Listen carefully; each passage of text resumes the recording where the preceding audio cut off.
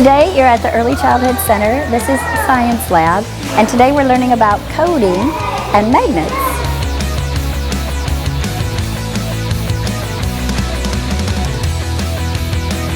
This is our Lego Express coding train, and the kids are using an app to drive the train.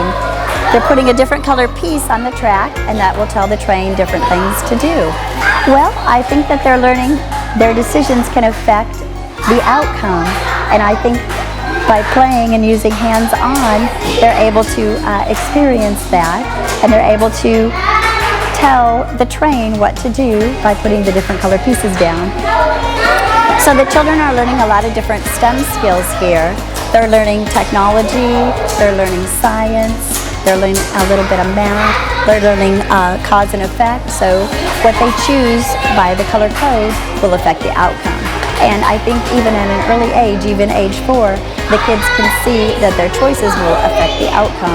I think those skills will transfer to the higher grades too.